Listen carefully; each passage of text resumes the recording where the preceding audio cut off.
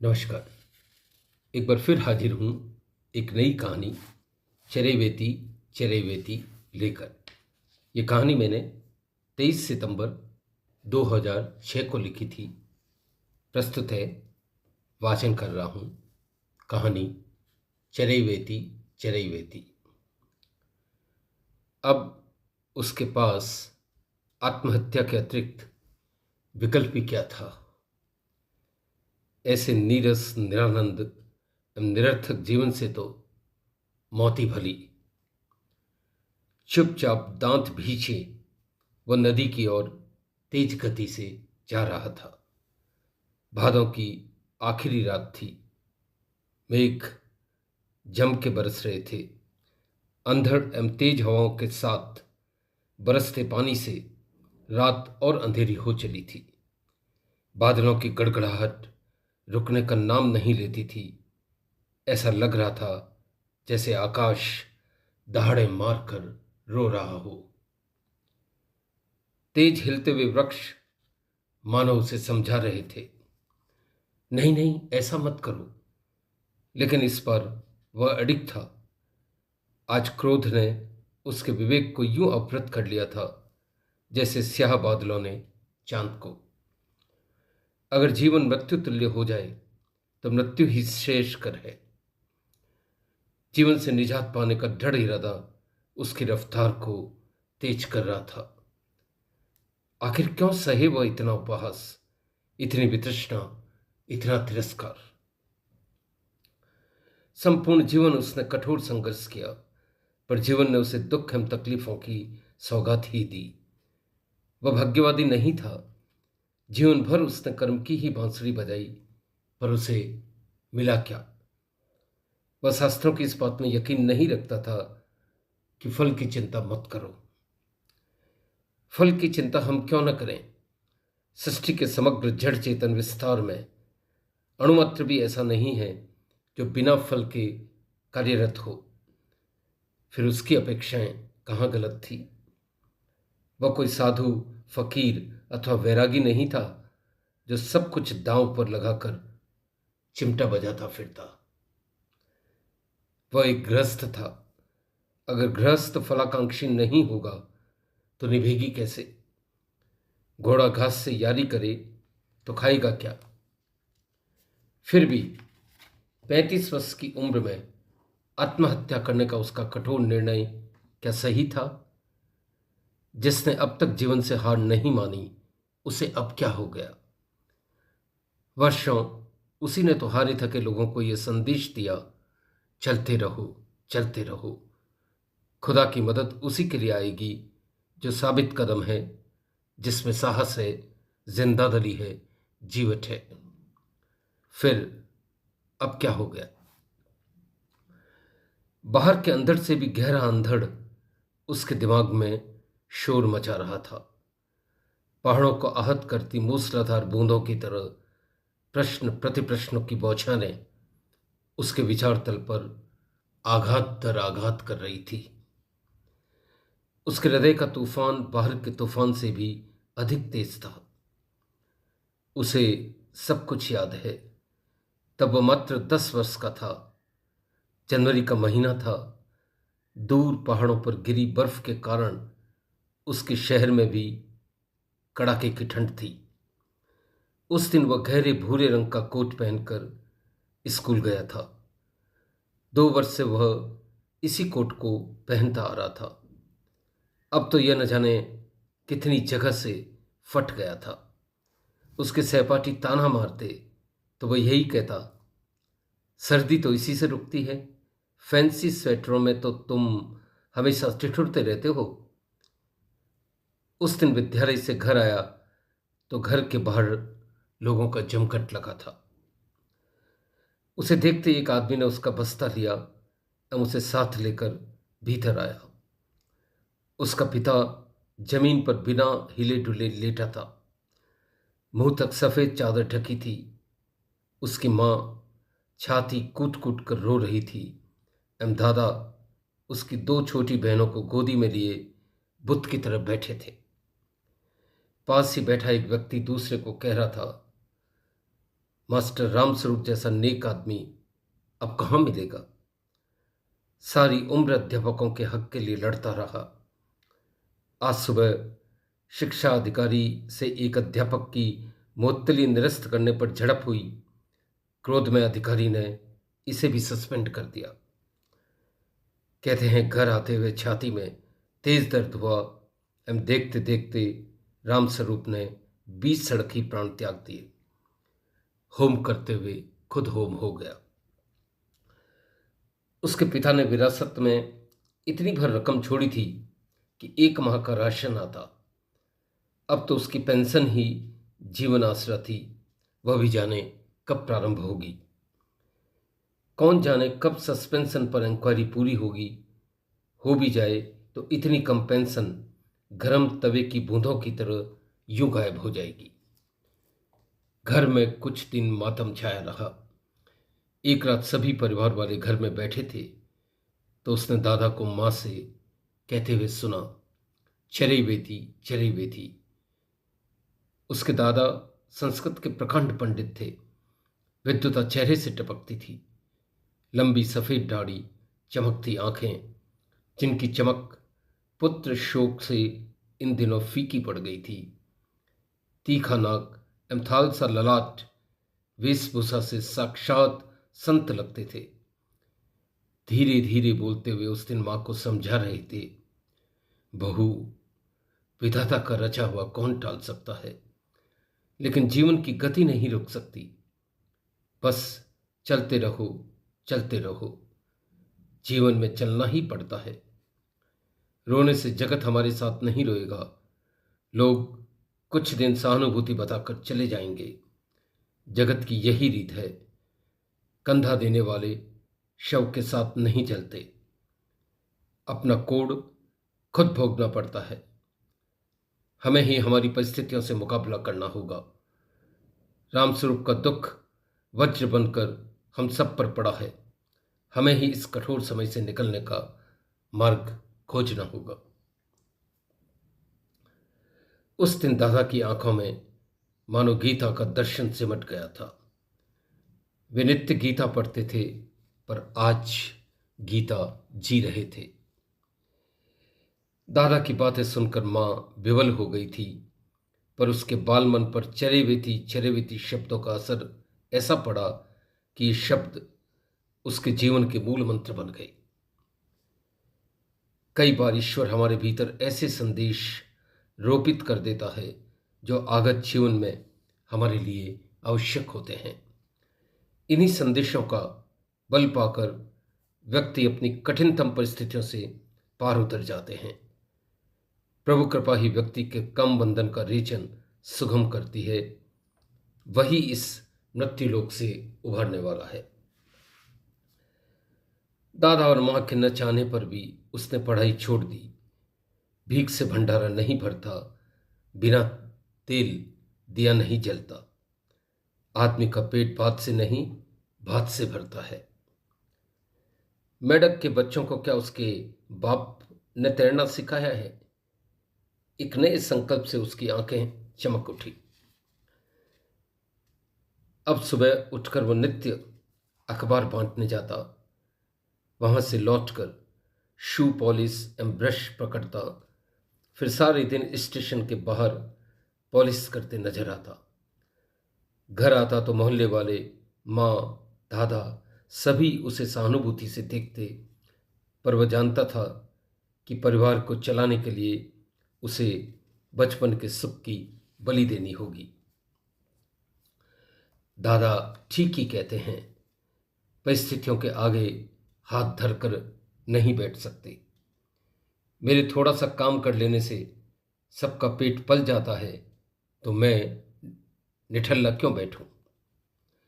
भिखारियों की तरह किसी के आगे हाथ तो नहीं पसारने पड़ेंगे। होते होंगे वे बच्चे जो पितृ संपदा के कल्प वृक्ष की छांव में पांव पसार कर सोते हैं। उसके भाग्य में तो कठोर कर्म ही लिखा था एवं यही उसे करना होगा। उसे अपने भाग्य से शिकायत भी नहीं थी। कर्म कर रहे हैं एवं फल मिल रहा है, तब कैसी निराशा।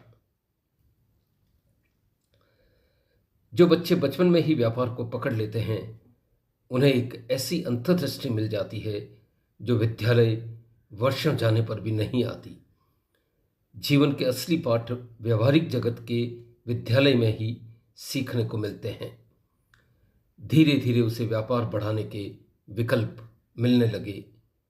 अब वो पॉलिश, ब्रश एवं अन्य सामान बेचने लगा।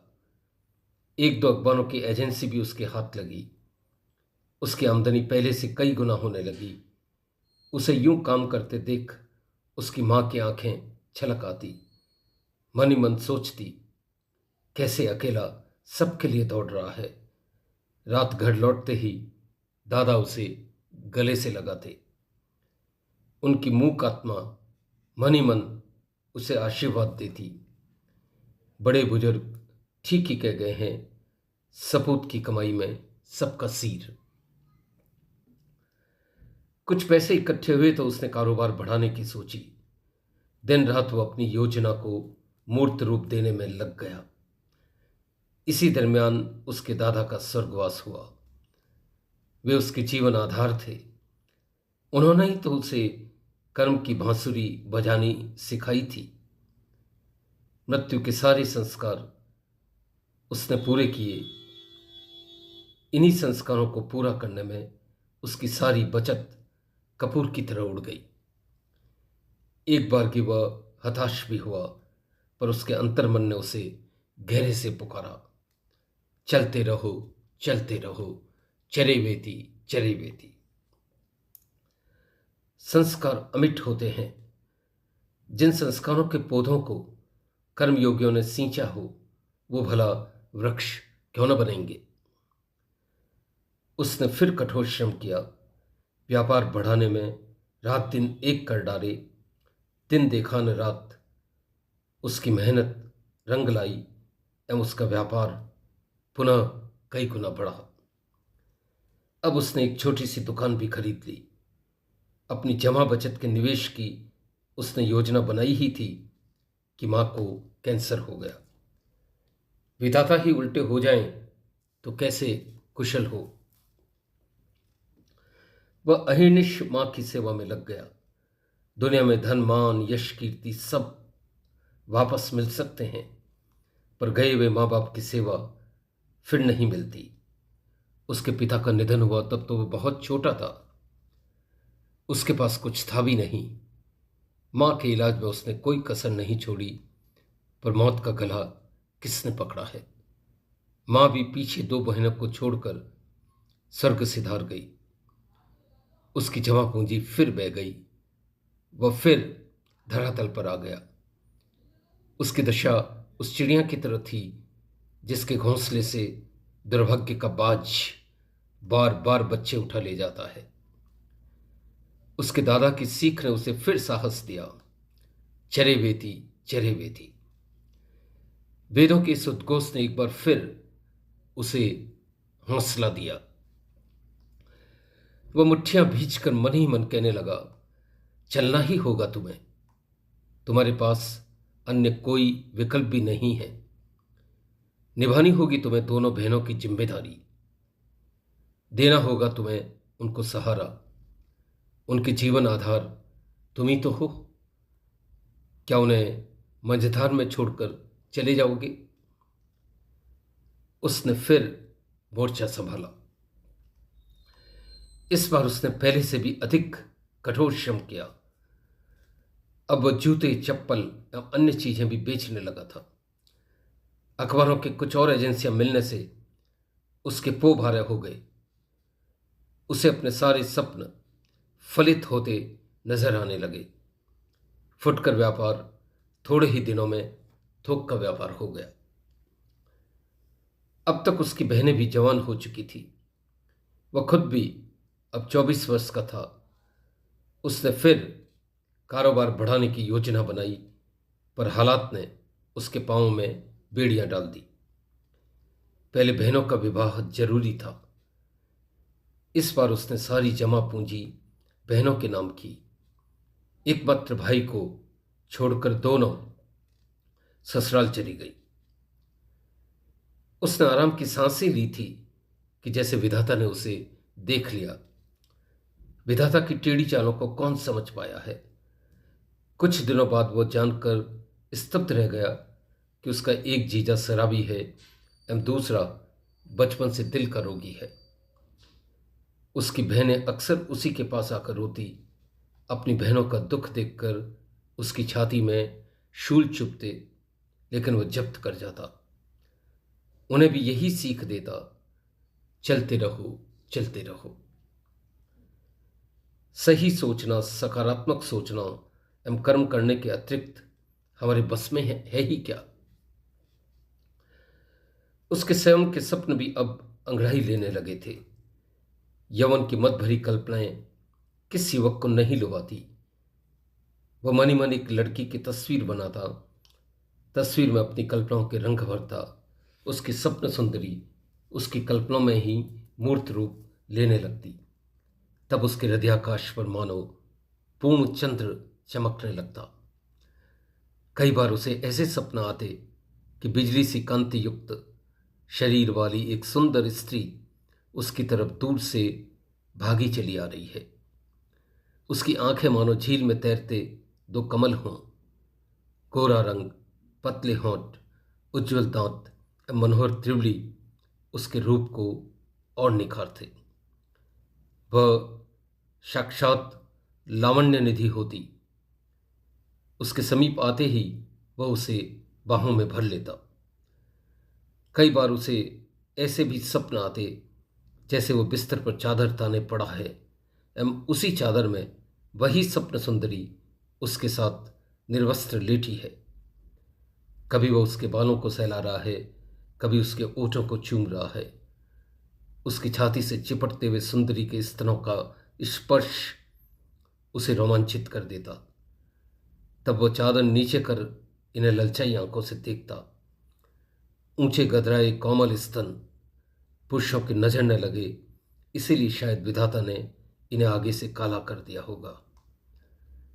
वह लजाकर चादर ऊपर खींचती तो वह उसे रोक कर कहता, प्रिय, जब ये शरीर आत्मा का वस्त्र है तो फिर वस्त्र पर वस्त्र क्यों। कभी उसकी हरकतें इससे भी आगे बढ़ जाती। वह बदहवास नींद से जागता, तब उसे कोफ्त होती। वह अपनी गिनती उन अभागों में करता जो सोकर प्राप्त करते हैं एवं जागकर खो देते हैं। इन्हीं दिनों एक बार वह दुकान पर बैठा था कि बदहवास एक व्यक्ति ने आकर उसे सूचना दी, तुम्हारा जीजा नहीं रहा। रात अधिक शराब पी ली थी और आज सुबह उसने दम तोड़ दिया। उसके पांव तले जमीन सरक गई। अभी तो अपने स्वप्न महल की इबारत भी उसने नहीं रखी थी और ये नया दुख आ गया। क्या कुछ लोगों की नियति में मात्र दुखी लिखे होते हैं? क्या विधाता नीचे भेजते समय उनके साथ दुखों की पोटली बांध देता है, ऐसी पोटली जिन्हें वे कभी उतार भी नहीं पाते। उसने बहन के कंधे पर सांत्वना का हाथ रखा। अपनी फूल सी प्यारी बहन की ऐसी दशा देखकर वह विवल हो उठा। एक बार कि वह अंदर तक से हिल गया। उसके पांव कांपने लगे, पर न जाने कहां से उसके संस्कार एवं साहस ने पुनः उसके विचार तल पर दस्तक दी। चलते रहो चलते रहो। जियोगे तो इस बहन के वैधव्य को भी संभाल लोगे, मर गए तो उसका जीवन भी नरक कर दोगे। ऊपर जाकर माँ बाप को क्या जवाब दोगे? तुम्हारे भरोसे ही तो वे इसे यहां छोड़ गए थे। क्या उन दिव्य दिवंगत आत्माओं को कष्ट दोगे? ये सोचते ही उसकी दोनों मुट्ठियां इस तरह भिंच गई मानो सारा साहस इन मुट्ठियों में सिमट गया हो। उसकी हालत उस किसान की तरह थी जो हर बार बादलों को देखकर बीज बोता है, हल चलाता है, पर हर बार दुर्भाग्य का अकाल उसकी फसल मिटा देता है। पर किसान हल छोड़े तो वह साहस छोड़े। उसने फिर कमान संभाली। उसका हौसला, संस्कार एवं ज्ञान उसे यही कहते, चलते रहो चलते रहो। इस घटना के 2 वर्ष बाद उसका विवाह हुआ। वैसे तो उसे लड़की कौन देता, पर शहर की एक विधवा के पास देने लेने को कुछ नहीं था। उसने अपनी बेटी उसे ब्याह दी। चलो, कोई मन बांटने वाला तो आया। सुहागरात के दिन अपनी स्वप्न सुंदरी का घूंघट उठाकर उसने यही तो कहा था, देने को मेरे पास यह दिल है, एवं मांगने को फकत एक बात, मेरी बहनों का एकमात्र आश्रम मैं ही हूँ। उनसे सदैव इस तरह निभाकर चलना कि उन्हें माँ बाप की कमी महसूस न हो। लेकिन यहाँ भी उसे निराशा हुई। पत्नी सुंदर थी एवं रक्षड़ी भी, रंग गोरा पर मन काला था। शादी के एक माह बाद ही पैंतरे डालने लगी। बहनों का बार बार पिहराना उचित नहीं है। सारी उम्र पिलने के लिए नहीं पैदा हुए हैं। थोड़े दिनों में बहनों ने भी रुख जान लिया। वे भी अब कम आने लगी। वह करता भी क्या, बहनों को खुश रखने का प्रयास करता तो बीवी उखड़ जाती, बीवी को खुश रखता तो बहनें नाराज हो जाती। हृदय में चुभे कांटे की तरह उसने यह भी सहन किया। उसे तो जीवन भोगना था, चलते रहना था। खाई और खंदक के बीच भी उसने रास्ता खोज लिया। वह बीवी से छुपकर बहनों से मिल आता। बादल जल बरसाकर सबको शांत करता है, पर बिजली क्या उसके वश में है? इसी दरमियान शहर में ऐसी बाढ़ आई कि सारा शहर जलमग्न हो गया। उसकी दुकान सड़क से थोड़ी ही ऊंची थी। बाढ़ के महातांडव में सारा सामान बह गया। वो फिर फकीर हो गया, लेकिन बाढ़ के पानी में उसका सामान डूबा था, हौसला नहीं। बैंक से ऋण लेकर उसने फिर दुकान लगाई। थोड़े ही दिनों में वो नियमित किस्त भरने लगा। इंसान तभी तक जिंदा है जब तक उसका हौसला जिंदा है। हिम्मत पस्त इंसान मृत नहीं तो और क्या है। इस घटना के 1 वर्ष बाद उसके जुड़वा बच्चे हुए, दोनों लड़के। वह अपना सारा दुख भूल गया। यह शुभ समाचार सुनकर उसकी बहनें भी आई। बच्चे मानो प्रेम के सेतु बनकर आए। लेकिन कुछ समय बाद फिर वही खटपट शुरू हो गई। उसकी पत्नी को बहनों का आना जरा नहीं सुहाता। वो लाख समझाता, पर वह नहीं मानती। बहनें भाभी के ताने सुनकर भी आती। उनका भी और कौन था। इन्हीं दिनों बहनों के आने जाने को लेकर उसकी बीवी से खटपट हुई। उस दिन वह पत्नी पर बिफर पड़ा। उसे क्या पता था कि एक छोटी सी घटना उसके दुर्भाग्य की शुरुआत होगी। रात पत्नी घर से नजदीक एक कुएं में जाकर कूद गई। आत्महत्या नोट में उसने बहनों द्वारा बार बार तंग करना कारण बताया। सुसाइड नोट के आधार पर दोनों बहनें जेल गई। इसी गम में उसके दूसरे जीजा ने दम तोड़ दिया। अब वह नितांत अकेला था। दुनिया घृणा और तिरस्कार से उसे देखने लगी थी। जितने मुंह उतनी बातें। इस बार उसका हौसला ताश के पत्तों की तरह ढह गया। वह नदी के किनारे कूदने के लिए खड़ा था। अगर जीवन मृत्यु से भी अधिक कष्टकर हो जाए तो ऐसे जीवन से क्या लाभ। जीवन का अंत करने के लिए भी साहस चाहिए, और ऐसा साहस उसमें था। वह कायर नहीं था। उसका संपूर्ण जीवन संघर्ष एवं साहस का प्रतिबिंब था, पर अब वह टूट चुका था। आत्महत्या अब उसका आखिरी निर्णय था। वह नदी में कूद ही रहा था कि हृदय के गहरे तल से फिर किसी ने उसे पुकारा।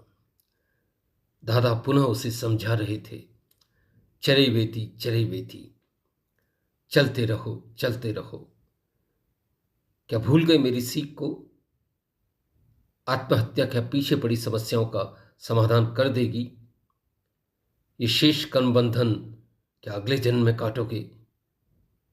क्या अगला जन्म भी खराब करोगे? क्या अपने बहन के बच्चों के प्रति तुम्हारा कोई कर्तव्य नहीं? क्या सींचों के पीछे खड़ी निरपराध बहनों का दुख और बढ़ाओगे? चल उठ, जीवन से यूं हार नहीं मानते। नहीं, कभी नहीं, वह जोर से चिल्लाया। उसकी आंखें एक नए संकल्प से चमक उठी। मैं एक बार फिर चलूंगा, अवश्य चलूंगा, गिर गिर कर उठने के लिए चलूंगा, क्योंकि जीवन नाम है एक सतत प्रवाह का, चलते रहने का।